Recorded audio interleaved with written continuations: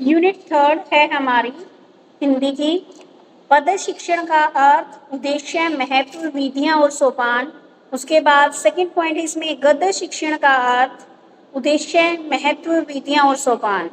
Third point है इसमें व्याकरण शिक्षण का क्या अर्थ है, उसके क्या उद्देश्य है, क्या महत्व है, क्या विधियां हैं और क्या उसके सोपान यानी के स्टेप हैं।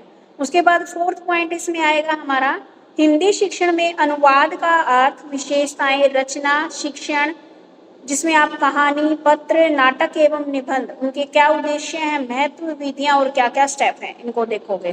उसके बाद है आपका हिंदी शिक्षण में गृह कार्य, स्वरूप एवं संशोधन। उसके बाद है लास्ट पॉइंट हिंदी सुलेख शिक्षण, गुण, उद्देश्य एवं विधियां। ठीक है, तो चलिए शुरू करते हैं यूनिट थर्ड।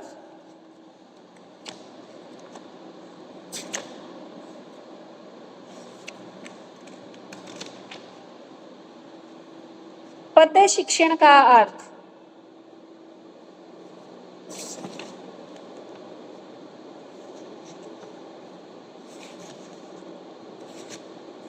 देखो भाई, पद शिक्षण से क्या तात्पर्य है, इसके प्रमुख स्टेप का उल्लेख कीजिए। जो हमारा साहित्य है, जो लिटरेचर है, उसको दो पार्ट्स में इन्होंने डिवाइड किया है। एक होता है हमारा काव्य या जिसको हम पद्य शिक्षण बोलते हैं, दूसरा होता है हमारा गद्य। ठीक है, गद्य साहित्य में आप पद्य, पद्य से याद रखना, पद्य शिक्षण में आप कविता, कहानियां, कविता ये पढ़ते हो आप। गद्य शिक्षण या गद्य साहित्य में आप उपन्यास, कहानी, नाटक, निबंध आदि चीजें शामिल होती है। वहीं पर आपका काव्य साहित्य, काव्य जिसमें कविता, आपके प्रबंध काव्य, खंड काव्य और मुक्त काव्य आते हैं। दूसरी ओर उपकरण एवं इंद्रियों के आधार पर काव्य के दो भेद माने गए हैं, दृश्य काव्य और श्रव्य काव्य। यानी कि सबसे पहले तो आप ये बात ध्यान कर लो, जो हमारा लिटरेचर है यानी कि जो रीडर की बुक है उसको टू पार्ट में इन्होंने डिवाइड किया है। एक होता है हमारा गद्य शिक्षण, हाँ जी, लक्ष्मी की बुक से पढ़ा रही हूँ, पेज नंबर 205, जिसके पास भी है वो निकाल सकता है।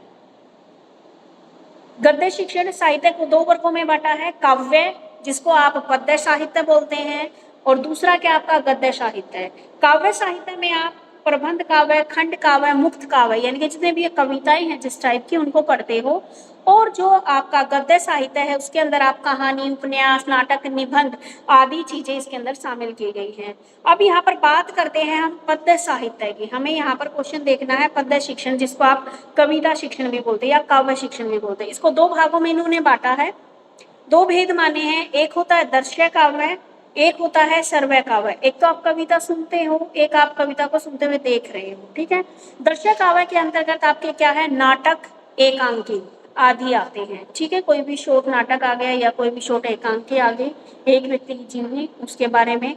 आकार की दृष्टि से श्रव्य काव्य तीन बताए गए हैं, पद्य, गद्य तथा चंपू काव्य। छंद से युक्त रचना की पद्य, छंद से रहित रचना को गद्य कहते हैं। छंद से युक्त रचना जिसमें छंद होते हैं, ठीक है, यानी कि कुछ श्लोक वगैरह छंद बोलते हुए, तो उसको हम पद्य बोलते हैं। और जिसमें हमारा छंद से रहित रचना है उसको गद्य कहते हैं। चंपू काव्य में कुछ अंश छंद से युक्त होता है और कुछ पार्ट हमारा छंद के बिना होता है, तो उसमें पदम और गद्य का मिला जुला रूप देखने को मिलता है। ठीक है, यहाँ तक क्लियर हुआ है? मैम हमारी बुक में है ही नहीं इस तरह से बिल्कुल भी। जी चलो मैम। कोई बात नहीं, नहीं है तो ये बात समझ में आ गई ना कि आपका लिटरेचर दो टाइप का होता है। ठीक है, और ये भी बात बता दी पद्य के अंदर इनको ना कंटिन्यू करवाया गया, इन्होंने दोनों को मिक्स कर रखा है। पद्य के अंदर क्या हो रहा है, जिसमें कविता ले रहे हो, जिसमें आप छंद ले रहे हो, छंद यानी कि कुछ श्लोक वगैरह जो होते हैं इसके अंदर। अब इतना डिटेल से तो मुझे भी नहीं पता, क्योंकि छंद ना तो कभी 10th तक तो मुझे पता ही नहीं था छंद क्या होते हैं। उसके बाद मिलते सन्नाटा। कुछ अंश छंद से रहित होते हैं, ठीक है, जिसके अंदर छंद का यूज करते हैं, ठीक है, उसको तो हम पद्य बोलते हैं। और जिसमें हम छंद का यूज नहीं करते उसको हम गद्य बोलते हैं। और चंपू काव्य क्या होता है, जिसमें छंद वाले भी होते हैं कुछ पॉइंट और कुछ बिना छंद के होते हैं। ठीक है, उसके बाद बंध की दृष्टि से पद्य काव्य में आपने पढ़ा था प्रबंध काव्य और निर्बंध काव्य। प्रबंध काव्य में प्रसंग का पूर्वोपर संबंध होता है, जबकि निर्बंध में ये बंधन से मुक्त होती है। जो प्रबंध काव्य होता है उसमें क्या होता है, बंधन होता है, और निर्बंध में ये बंधन से मुक्त होती है, यानी कि छंद से युक्त होती है। इस प्रकार यहाँ पर यह बताया गया है कि आधुनिक युग में पद्य के लिए कविता शब्द का प्रयोग किया जाता है, और यह कविता छंदबद्ध भी हो सकती है और छंद मुक्त भी हो सकती है। यदि गहराई से देखा जाए तो स्पष्ट होता है कि पद्य ही कविता का एक अंश होता है। एक कविता में अनेक पद्य हो सकते हैं, और प्रत्येक पद्य भावमय और छंदमय भाषा में रचित कविता का अंश होते हैं। अतः कविता का शिक्षण करते समय टीचर को ये ध्यान में रखना चाहिए कि विद्यार्थी उस कविता के प्रत्येक पद्य को अच्छी तरह से समझाए, और उसमें जो छिपे हुए भाव हैं उनको समझाए, उनसे परिचित करवाए। इसके लिए उसे स्वयं ही प्रत्येक पद्य का वाचन उचित हाव भाव, लय, गति आदि के साथ मधुर स्वर में करना चाहिए। ठीक है, क्या बताया गया है भाई कि पद्य को ही हम हिंदी में एट प्रेजेंट टाइम पे जो कविता है उसी को पद्य बोलते हैं। ठीक है, एक कविता के अंदर बहुत सारे पद्य होते हैं, तो टीचर का क्या काम है कि अच्छे से हर एक पद को, यानी कि हर एक जो आपके अंदर श्लोक जो दिया गया है उसको अच्छे से समझाए, बच्चों को समझाए, उचित हाव भाव, लय और गति के साथ मधुर स्वर में उसका क्या है वाचन करे, और बच्चों को भी उसके हर एक जो पद दे रखा है उसका भाव समझाने की कोशिश करे। ठीक है, उसके बाद आती है बात, इन्होंने दे रखी है, ये तो था हमारा पद्य शिक्षण, इन्होंने दोनों क्वेश्चन इकट्ठे कर दिए। अब पद्य शिक्षण, गद्य और पद्य में बाद में बताऊंगी। अब है पद्य शिक्षण में क्या क्या स्टेप होते हैं। सबसे पहले मुझे तो सच्ची बताना भाई, मीनिंग क्लियर हुआ है या नहीं हुआ है? Yes ma'am. आ गया थोड़ा बहुत समझ में? थोड़ा बहुत ही आया है मैम, लेकिन वो जब सामने कोई चीज नहीं होती ना तो वो समझ ही नहीं आ रहा, ऊपर से जा रहा है सारा। है तो बालाजी में पद और गद हाँ, 117 पेज में है। पेज में। बस ये है कि जैसे मैम ने एक साथ बता दिया, उसमें अलग अलग करके डिफाइन कर रखा है। बालाजी में है मैम पद्य और गद्य दोनों है, और सिंपल तरीके से उसमें वो कर रखा है डिफाइन, मैंने देखा था। हाँ नहीं, जी इसमें मैम। दोनों का पता है क्या मिक्सअप कर रखा है, पहले हाँ पद्य दे रखी है, फिर इनका अंतर दे रखा है, फिर इनके स्टेप दे रखे हैं। मैम, आपने ये दोनों मिक्स करके पढ़ा दिया ना, इसमें अलग अलग दे रखा है डेफिनेशन, और सब चीज अलग अलग दे रखा है इसमें। फिर ये क्वेश्चन तुम्हारी बुक में अच्छा है, क्योंकि इसमें ये कंबाइन करके दे रखा है, दोनों का इकट्ठा कर दिया इन्होंने। ठीक है, अब देखो भाई, इन्होंने पूछा है कि पद्य में और पद्य शिक्षण और गद्य शिक्षण में क्या अंतर है। अब यहाँ से देख लेना आप, गद्य व पद्य इन दोनों, देखो गद्य और पद्य में अंतर। हिंदी साहित्य में दो वर्गों में बांटा जाता है, पद साहित्य और गद्य साहित्य। इन दोनों में पर्याप्त अंतर है। गद्य की रचना करने वाले व्यक्ति को लेखक कहा जाता है, और पद्य की रचना वाले लेखक को कवि कहा जाता है। ठीक है, जो गद्य लिखता है उसको लेखक बोलते हैं, और जो पद्य की रचना करता है उसको कवि कहा जाता है। गद्य रचना में लेखक को व्याकरण सम्मत भाषा का प्रयोग करना पड़ता है, जबकि पद्य रचना में कवि को भाषा के नियमों को कुछ अनदेखी करने की छूट मिल जाती है। यानी कि जब गद्य कोई भी कहानी वगैरह लिखता है तो उसको व्याकरण, सारी भाषा, जितने व्याकरण से रिलेटेड जितने भी नियम हैं उनका प्रयोग करना पड़ता है, और जब कविता लिखता है तो वह कुछ भाषा के नियमों को अनदेखा भी कर सकता है। गद्य रचना में किसी भी दृश्य, व्यक्ति, वस्तु, घटना आदि का व्यापक चित्रण करना संभव है, जबकि पद्य रचना में इनका व्यापक चित्रण करना संभव नहीं है। क्योंकि गद्य तो क्या भाई लंबा होता है, जो चैप्टर आप लिख रहे हो, पाठ जो लिख रहे हो वो तो लंबा होता है, तो उसमें आप कुछ घटनाओं को ऐसे ऐड कर सकते हो। ठीक है, पूरी कोई भी व्यक्ति है, वस्तु है, घटना, उसके बारे में व्यापक चित्रण आप कर सकते हो, क्योंकि 2, 3, 4 पेज जितना लंबा चाहे आप अपने चैप्टर को बना सकते हो। लेकिन आप जो कविता बनाते हो उसमें क्या है, पूरा जो एक एक्सप्लेन करके आप ब्रॉड लेवल में यहाँ पर नहीं दे पाते। ठीक है, गद्य रचना में लेखक ज्ञान तत्व पर बल देता है, जबकि पद्य रचना में कवि भाव के ऊपर बल देता है। गद्य में तो क्या है कि आप ज्ञान तत्व यहाँ पर श्रेष्ठ माना है कि बच्चे को इस बात की समझ होनी चाहिए, और कविता के अंदर क्या है कि इस कविता का क्या भाव है, भाव के ऊपर ज्यादा जोर दिया जाता है। गद्य रचना में प्राय नीरस कहा जा सकता है, और उसमें रागात्मकता का अभाव है, जबकि पद्य रचना में सुर, ताल, लय आदि के कारण राग की प्रधानता होती है। यानी कि गद्य रचना में कोई राग वगैरह यूज नहीं होता और कविताओं में राग, सुर, ताल आदि सभी का यूज होता है। यहाँ तक क्लियर हुआ? Yes ma'am. Yes ma'am. ठीक है बेटा, मैं बार बार इसलिए पूछ रही हूँ क्योंकि मुझे खुद ये थोड़ा सा डिफिकल्ट लग रहा है गद्य और पद्य। उसके बाद देखिए पद्य शिक्षण के स्टेप बताए गए हैं। नहीं, एक दो अंतर और भी बताए गए हैं भाई। गद्य शिक्षण में मौन वाचन को महत्व दिया जाता है, जबकि पद्य शिक्षण में सस्वर वाचन को महत्व दिया जाता है। अगर टीचर आपको बोलता है कि भाई आप पाठ पढ़ो, तो क्लास में बोलेगा भाई चुपचाप बैठ के अपना पाठ रीड आउट कीजिए, ठीक है, अपना पाठ पढ़िए। और जब आपसे कविता का वो करवाया जाता है तो ये सस्वर वाचन यानी कि बोल कर करवाया जाता है, ठीक है। गद्य शिक्षण का मुख्य उद्देश्य छात्रों में लॉजिकल पावर को डेवलप करना है, जबकि कविता शिक्षण बोल लो या पद्य शिक्षण बोल लो, उसका मुख्य उद्देश्य है छात्रों को कविता के भाव सौंदर्य का बोध कराना है, ठीक है। एक तो गद्य यानी कि जो पाठ हम पढ़ रहे हैं वो हम क्या है मन में पढ़ते हैं बैठ के, और जबकि क्लास में अगर आप कविता पढ़वाते हैं तो सस्वर वाचन किया जाता है। गद्य शिक्षण का मुख्य उद्देश्य है तार्किक शक्ति का विकास करना है, जबकि पद्य शिक्षण का मुख्य उद्देश्य है छात्रों को कविता के भाव सौंदर्य का बोध कराना है, ठीक है। गद्य शिक्षण में प्रत्येक अनुवृत्ति के शब्द का अर्थ बताए जाते हैं, जबकि पद्य शिक्षण में ये आवश्यक नहीं है। देखो गद्य शिक्षण में तो क्या है, कोई भी डिफिकल्ट वर्ड आ जाता है तो उसके क्या है साथ साथ में अर्थ भी बताए जाते हैं, जबकि पद्य शिक्षण में जरूरी नहीं है, मन करे तो वह बता भी सकता है, नहीं मन करे तो आपको शब्द अर्थ दे भी सकता है और नहीं भी दे सकता।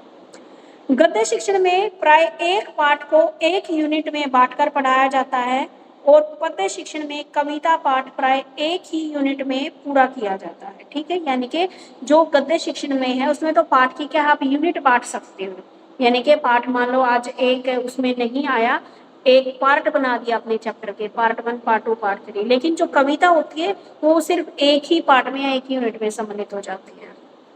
गद्य शिक्षण प्रधानता में प्रश्नों द्वारा स्पष्ट किया जाता है, जबकि पद्य शिक्षण में पद्यांश में प्रयुक्त वाक्यों के व्याकरण का इतना महत्व नहीं होता है। यानी कि गद्य शिक्षण में व्याकरण का महत्व होता है जिनको प्रश्नों द्वारा स्पष्ट किया जाता है, और पद्य शिक्षण में वाक्यों के व्याकरण का इतना महत्व नहीं होता है। तो ये दे रखे हैं आपके गद्य और पद्य में क्या अंतर है, ठीक है। Understand everyone? Yes ma'am. Ma'am पद्य शिक्षण में बस कविता आएगा और गद्य शिक्षण में लेखन, कहानी, व्याकरण, लेखन और कहानी ये सब आएगा। हाँ जी, बस उसी के अकॉर्डिंग आप इसको क्या है अलग अलग डिवाइड कर देना। मैम तो ये 16 मार्क्स में आएगा, तो इसको तो बहुत लंबा करके लिखना पड़ेगा ना। हाँ फिर बेटा अभी तो बहुत सारा है, अभी तो इसके स्टेप बताए गए हैं ना। आपकी में तो बुक में फिर भी अलग अलग बताए गए हैं क्या क्या स्टेप हमें फॉलो करने हैं। गद्य शिक्षण में क्या स्टेप होंगे, पद्य शिक्षण में क्या स्टेप होंगे। मेरी बुक में पहले इनका दोनों का इन्होंने शॉर्ट में दे दिया, अब ये हो सकता है आपकी बुक में ज्यादा लंबा दे रखा हो। अब देखो गद्य शिक्षण का क्या उद्देश्य है, क्या महत्व है, क्या विधियां हैं, क्या सोपान है, ये पूरा दे रखा है, लेकिन इस बुक में तो सीधा इसके स्टेप के ऊपर आ गया है। आगे देखिए। अगर मैम 4 मार्क्स में आएंगे तो इतना डिटेल लिखने की जरूरत नहीं है। नहीं, इतना डिटेल लिखने की जरूरत नहीं है। अब इसके पूछ रखे हैं उद्देश्य, हाँ जी, उद्देश्य भी स्टेप भी। चलो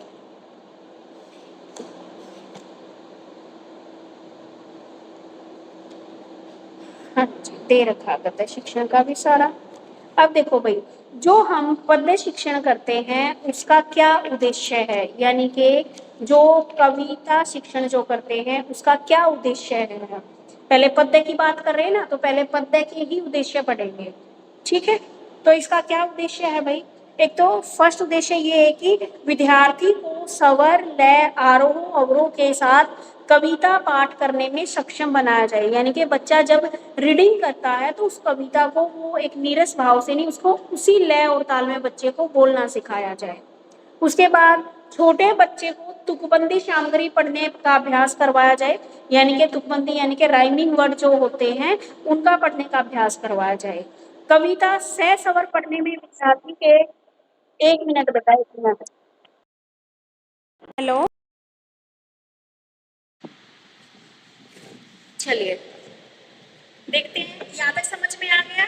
यानी कि इसका मेन उद्देश्य क्या है कविता का, ताकि बच्चे क्या है लय सुर ताल जो भी है उसमें वो बोलना सीख जाए। छोटे बच्चों को क्या है हमें राइमिंग वर्ड में उनको कविता सिखानी है। उसके बाद तीसरा, विद्यार्थियों को सह स्वर पढ़ने में विद्यार्थी को सक्षम बनाना, यानी कि आप अच्छे से जो आप कविता बुलवा रहे हैं आपसे वो अच्छे से पढ़ पाओ, क्योंकि सारे बच्चे कविता को ढंग से नहीं पढ़ पाते हैं। कवि के विचारों और भाव, यानी कि कवि क्या विचार रख रहा है, क्या कवि के यहाँ पर भाव हैं, ठीक है, उनके बारे में यहाँ पर बात की गई है।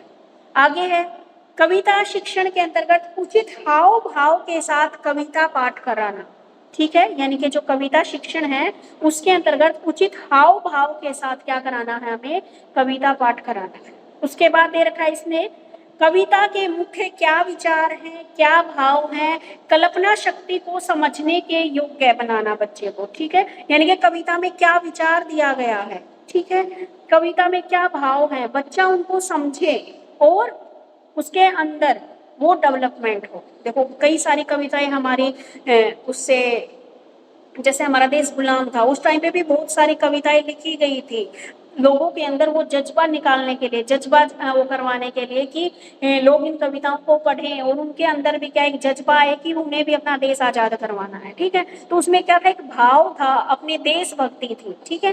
तो बहुत सारी कविताएं देशभक्ति के ऊपर है, बहुत सारी कविताएं कुछ अलग टॉपिक के ऊपर है। तो उसमें मेन क्या है, भाव क्या है, अगला कवि क्या समझाना चाहता है आपको। आगे कविता शिक्षण द्वारा विद्यार्थियों में सृजनात्मक शक्ति, कल्पना शक्ति तथा समीक्षा शक्ति विकसित की जा सकती है। यानी कि जो कविता शिक्षण है उसके द्वारा विद्यार्थियों में, कविता शिक्षण द्वारा विद्यार्थियों को साहित्य से परिचित कराना, ठीक है, कविता शिक्षण द्वारा विद्यार्थियों में जो भी उनकी क्रिएटिविटी पावर है, कल्पना शक्ति, इमेजिनेशन पावर है और जो ऑब्जर्वेशन करने की पावर है उसको डेवलप करना, एक सेल्फ स्टडी की आदत डेवलप करना, ये इसने क्या दिए गए हैं, इसके उद्देश्य दिए गए हैं।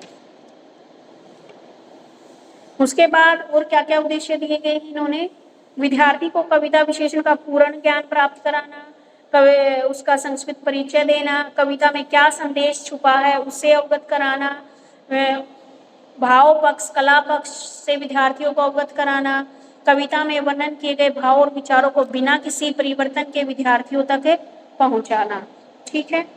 ये सारे इसमें क्या बताए गए हैं, आपके उद्देश्य बताए गए हैं पद्य शिक्षण के। उसके बाद और क्या पूछा गया है इसमें, पद्य शिक्षण का क्या महत्व है और क्या इसके स्टेप है। मेरे को ये बताओ, अब पद्य शिक्षण के उद्देश्य समझ में आ गए। इसको कहीं पे अगर कहीं पे भी कविता शिक्षण लिखा हो तो भी आपका पद्य शिक्षण ही है ये,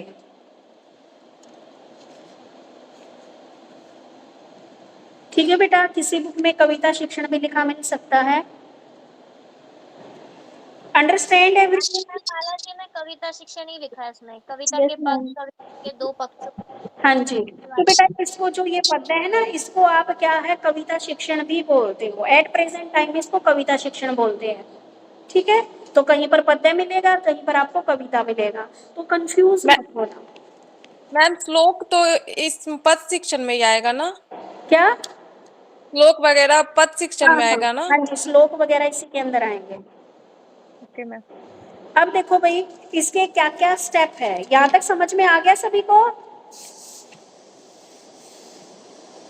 उसके बाद है हमारा पद्य शिक्षण के क्या क्या सोपान है। सोपान मतलब क्या क्या स्टेप है इसके, ठीक है। स्टेप की बात करें तो इसमें फर्स्ट स्टेप है हमारा शिक्षक द्वारा किया गया आदर्श पाठ। सबसे पहले तो फर्स्ट स्टेप क्या है, टीचर आपको क्लास में आकर कविता पढ़ाएगा। पहले टीचर बोलेगा भाई, ठीक है, स्टूडेंट से नहीं बुलवाएगा वो डायरेक्ट। पहले टीचर बोलेगा, जो कविता के श्लोक दिए गए हैं या जो भी पद दिए गए हैं उनको पहले टीचर बोलेगा। दूसरे स्टेप में क्या आएगा, विद्यार्थियों द्वारा सहसवर पाठ। मैम मैम मैं लेट ज्वाइन की हूँ, सेकेंड यूनिट से है हिंदी की। क्या बेटे? ये सेकेंड यूनिट में है हिंदी के। नहीं बेटे, फर्स्ट स्टेप है आपका शिक्षक द्वारा किया गया आदर्श पाठ, दूसरा है आपका विद्यार्थी द्वारा सहसवर वाचन, उसके बाद है तीसरा शब्दार्थ, अर्थ ग्रहण तथा विस्तृत व्याख्या करना। फोर्थ स्टेप में आप करोगे भाव विश्लेषण तथा समीक्षा की आवश्यकता। फिफ्थ में आप काव्य सौंदर्य संबंधी विवेचना। ये स्टेप इसमें दिए गए, यानी कि यहाँ पर आप बात याद रखना, जब हम लोग पढ़ते थे, देखो अभी तो आपकी कोई भी पोएम वगैरह नहीं आ रही, लेकिन जब भी आप पढ़ते थे 10वीं तक 12वीं तक, तो जैसे टीचर ने पढ़ाया था ना हमें कविताएं, उस तरीके से हमें यहाँ पर वो चीजें याद रखनी है। ठीक है, बचपन से हम भी पढ़ते आए हिंदी में कविताएं। तो देखिए, शिक्षक द्वारा किया गया आदर्श पाठ, प्रत्येक शिक्षक को पद्य का, यानी कि जो भी कविता पढ़ा रहा है, पहले जितने भी श्लोक दिए गए, जितने भी पद्य दिए गए हैं, टीचर को प्रभावशाली वाचन करना चाहिए ताकि बच्चे को वो समझ में आ जाए। क्योंकि जब आप कविता पढ़ते हो ना, उसमें कई सारे तो ऐसे डिफिकल्ट वर्ड होते हैं जो बच्चे को बोलने नहीं आते। ठीक है, तो टीचर क्या है, पहले बच्चे को पढ़ के दिखाएगा कि पाठ में उसका छंद, मात्रा, लय, ताल और सुर आदि का पूरा ध्यान रखेगा। ठीक है, तो टीचर क्या करेगा, पहले सुर, ताल, लय जिस तरीके से बच्चों को बोलने से पहले समझाएगा, वैसे तरीके से क्लास में बोलेगा। ठीक है, उसके बाद आएगा आपका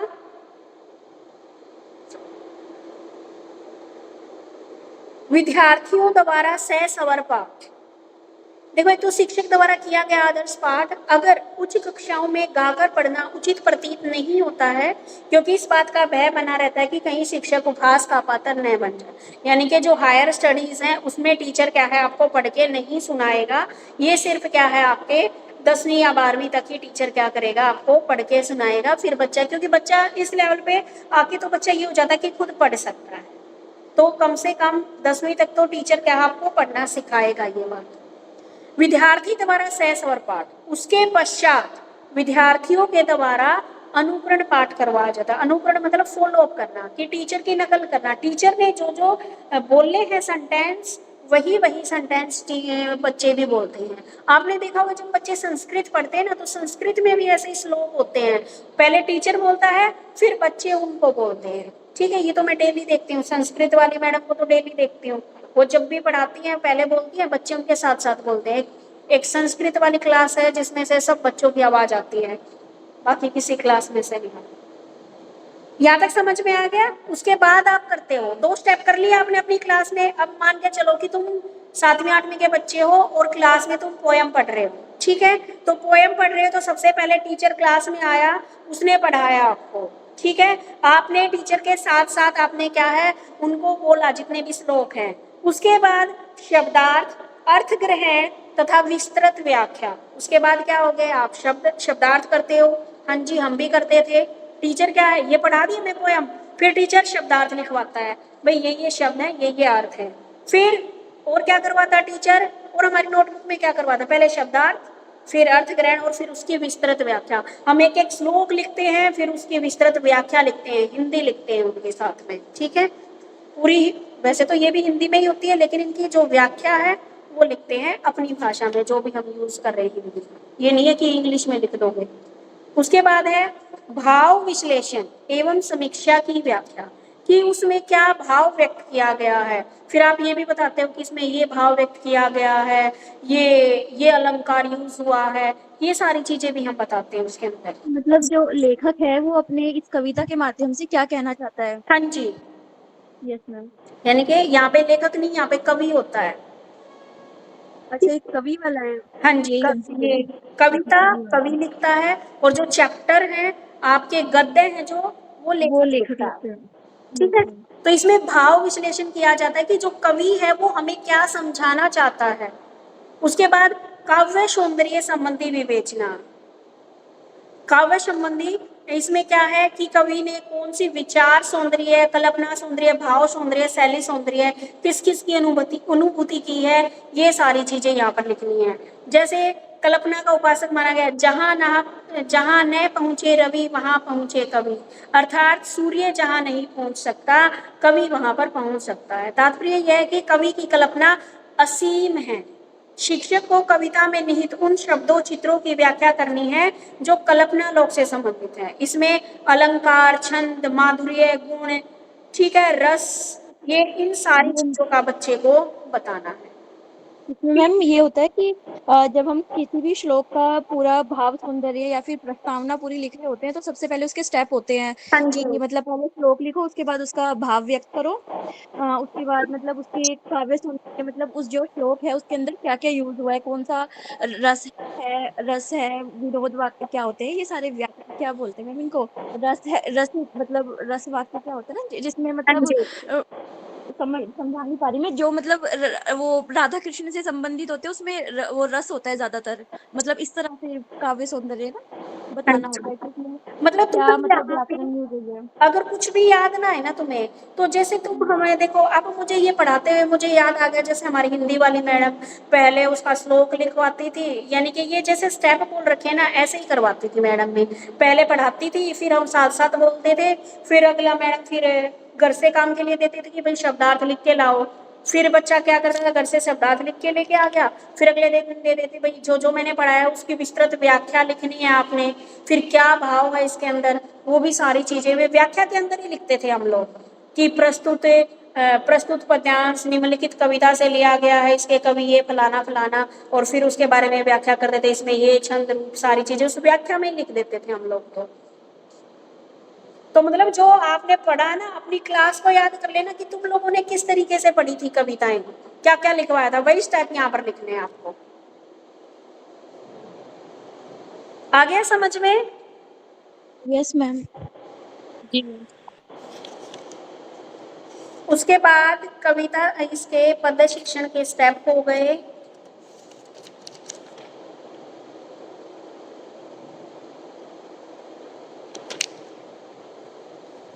अब है इसके मेथड, क्या क्या था आपका पहले, आगे पीछे दे रखे हैं ये इन्होंने मिक्स करके इस बुक में इस बार। पद्य शिक्षण का अर्थ समझ में आ गया। Yes ma'am. दूसरा इसके उद्देश्य हमने पढ़े हैं, फिर हमने इसके स्टेप पढ़े हैं। अब हम इसके मेथड पढ़ेंगे कि किस किस मेथड से इसको पढ़ाया जाता है। कविता शिक्षण की विधियां बोल दो या पद्य शिक्षण की विधियां बोल दो। तो सबसे पहले आता है हमारा, इसने 8 इसके बताए हैं मेथड। सबसे पहले तो है आपका फर्स्ट मेथड है मेथड ऑफ सिंगिंग, गीत विधि के द्वारा, ठीक है। उसके बाद है दूसरा मीनिंग एक्सप्लेनेशन मेथड, शब्दार्थ कथन विधि के द्वारा। तीसरा है इन्होंने डेमोन्स्ट्रेशन मेथड, अभिनय करते हुए समझाना बच्चे को। फोर्थ है आपका पार्ट और फैक्टर मेथड, खंडान्वय विधि, ठीक है। उसके बाद है detail discussion method, discussion method द्वारा, पूछताछ मेथड द्वारा। उसके बाद है मेथड ऑफ एक्सप्लेनेशन, व्याख्या विधि के द्वारा। और 7वां बताया है इन्होंने कंपैरेटिव मेथड, तुलना विधि के द्वारा। और 8वां बताया है इन्होंने एनालिसिस मेथड, समीक्षा विधि के द्वारा। क्या ये सारे स्टेप दे रखे हैं आपकी बुक में? यस मैम दिए हुए हैं ये मैम, लेकिन जो आपने ये क्या बोलते हैं तुलना समीक्षा प्रणाली और जो तुलना प्रणाली और जो व्यास प्रणाली बोला है ना, हाँ ये जी। व्याख्या प्रणाली के सब पॉइंट बना के दिए हुए हैं हमारी बुक में अच्छा, 12वीं में। इन्होंने तो इसके अलग अलग पॉइंट दे रखे हैं।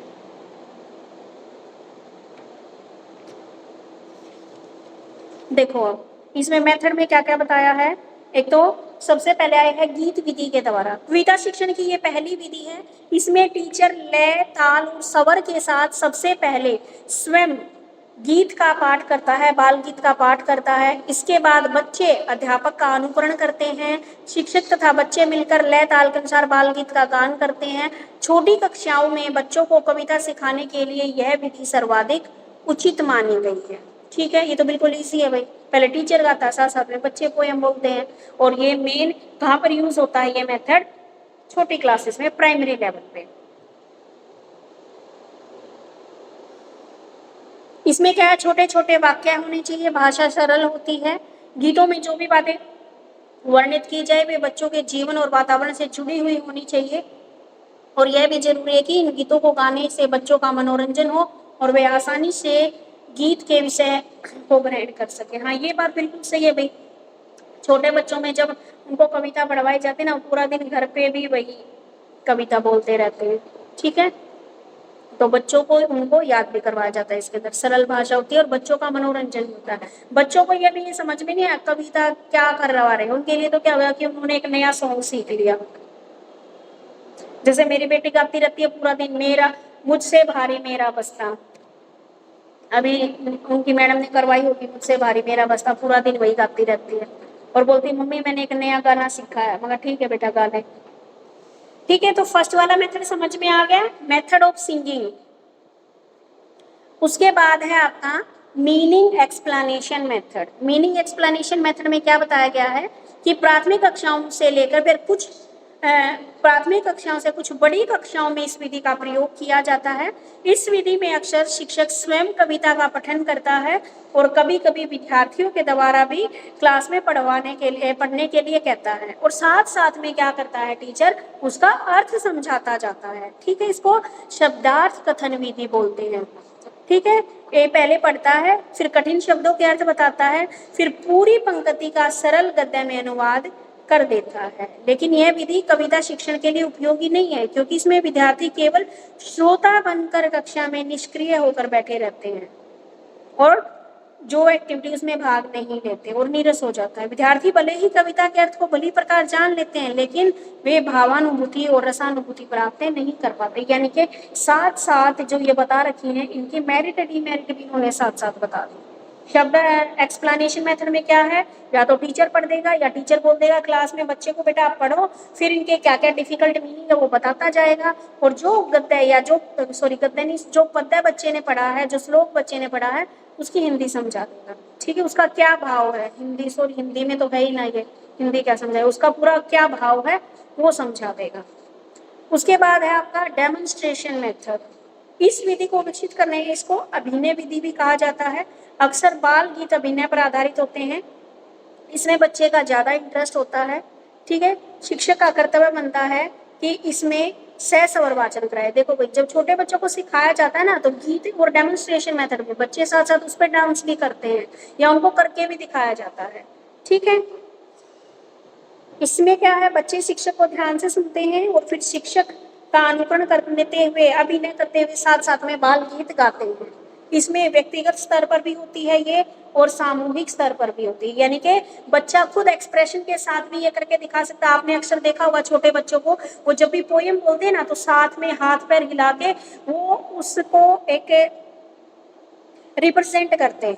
ठीक है, अपने जो भी हाव भाव भंगिमाएं हैं उनके अकॉर्डिंग।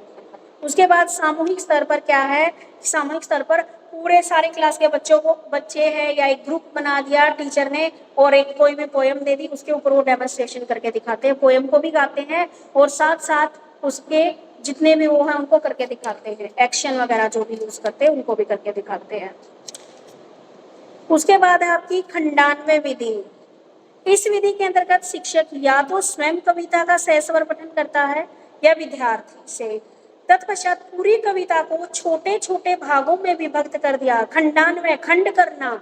ठीक है, खंडान्वय या पार्ट मेथड जिसको बोलते हैं, जिसमें छोटे छोटे पार्ट में डिवाइड कर दिया आपने अपनी पोएम को। शिक्षक विद्यार्थी के उत्तर पाकर कविता के भाव को स्पष्ट करता है और आगे बढ़ता है। यदि विद्यार्थी सही उत्तर नहीं दे पाता तो शिक्षक उनकी सहायता करता है। ये एक साइकोलॉजिकल मेथड है। इसमें पूर्ण से अंश और सरल से कठिन की तरफ जाने की ये पद्धति है। यानी कि पूरी कविता को एक साथ नहीं रटवाता, उसने पार्ट कर दिए कि बेटा आज मैं आपको इतना पढ़ाऊंगा और कल मैं आपको इतने पार्ट, आज मान लो मैंने 2 पार्ट पढ़ाए ना, तो आपको ये दोनों पार्ट अच्छे से आने चाहिए, कल मैं सुनूंगा। ठीक है, तो इसमें पार्ट में बांट कर किया जाता है। उसके बाद है डिटेल डिस्कशन मेथड, व्यास विधि जिसको बोलते हैं। इस विधि में शिक्षक कविता शिक्षण के समय उसी पद्धति को अपनाता है जिसे कथावाचक व्यास गद्दी पर बैठाकर कथा सुनाने के लिए प्रयोग में लाते हैं। ठीक है, उन्हें इसमें कविता का शिक्षण विस्तार पूर्वक भी किया जाता है। प्राय कथावाचक कथा विशेषण के भाव को समझने के लिए बार बार उदाहरणों और दृष्टांतों का प्रयोग करते हैं। यही नहीं, वह प्रत्येक शब्द को गूढ़ अर्थ को स्पष्ट करता है तथा भाषा और भाव के प्रत्येक तत्व की विस्तार पूर्वक व्याख्या करता है, डिटेल में देता है, डिटेल में उसको बताता है, एक एक जो शब्द दे रखे हैं उनका डिटेल में एक्सप्लेनेशन करता है। ठीक है। डिस्कशन मेथड, यानी कि डिस्कशन मेथड में बच्चों से भी पूछता है बीच बीच में कि मैंने ये पढ़ा है तो इसका बताओ। ठीक है। उसके बाद एक्सप्लेनेशन मेथड भी सेम यही आ गई कि कविता का सहज और पाठ करता है, बच्चों से करवाता है, फिर पूरा डिटेल में उसको छंद, अलंकार, रस आदि के बारे में परिचय। डिस्कशन में तो ये हो गया, सॉरी, डिस्कशन में दोनों तरफ से हो रहा है, टीचर भी बता रहा है और बच्चे भी बता रहे हैं, और एक्सप्लेनेशन में सिर्फ टीचर एक्सप्लेन करते जा रहा है। उसके बाद है कंपैरेटिव मेथड, तुलना की जाती है। ठीक है। इसमें तुलना में क्या है, इस विधि के अंतर्गत शिक्षक पढ़ाए जाने वाली कविता की तुलना उसी भाषा के रूप में अन्य भाषाओं के समान अर्थ वाली कविताओं के साथ करता है। ठीक है। उसी भाषा में जो से के रिलेटेड कोई कविता है उसे कंपेयर करके दिखाया जाता है। ठीक है। यह विधि उपयुक्त विधि को ही परिवर्तित रूप है। इस विधि का प्रयोग प्राथमिक स्तर पर न करके माध्यमिक स्तर और उच्च स्तर पर किया जाता है। यदि शिक्षक द्वारा यह विधि अपनाई जाती है तो उसे साहित्य का पूर्ण ज्ञान अवश्य होना चाहिए। यह विधि छात्रों के लिए उपयोगी है क्योंकि इस विधि में छात्रों को कविता में तुलना करने का पूर्ण ज्ञान प्राप्त हो जाता है, और इस विधि का प्रयोग छात्रों की आयु के स्तर, उनकी योग्यता तथा भाषा संबंधी ज्ञान के आधार पर ही किया जा सकता है। ठीक है। उसके बाद आता है आपका क्रिटिकल एनालिसिस मेथड, जिसको समीक्षा विधि आप लोग बोलते हो। ठीक है। इस विधि में व्याख्या विधि का विस्तृत और परिवर्तित रूप है। इस विधि के अंदर कविता का शिक्षण करते समय भाव पक्ष और कला पक्ष दोनों के गुण दोषों की समीक्षा साथ साथ की जाती है। ठीक है। ये है आपका समीक्षा विधि। समझ में आ गई कौन कौन सी विधि थी? सबसे पहले थी गीत विधि, जिसमें छोटे बच्चे भी गीत गाते गाते पोएम याद करते हैं। शब्दार्थ कथन विधि, अभिनय विधि, व्यास विधि, व्याख्या विधि, तुलना विधि और समीक्षा विधि, ये इसके मेथड दे रखे हैं।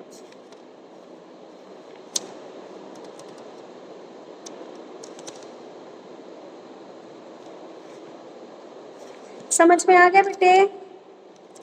जी मैम। अब इसके महत्व मेरी बुक में नहीं दे रखे भाई, आगे सिलेबस में बोला था ना, पद शिक्षण का अर्थ ये हमने पढ़ लिया, क्या उद्देश्य है ये भी पढ़ लिया, क्या मेथड है ये भी पढ़ लिए, क्या स्टेप है ये भी पढ़ लिए। महत्व इसमें बुक में नहीं दे रखा, तुम्हारी बुक में दे रखे हो तो बता दो।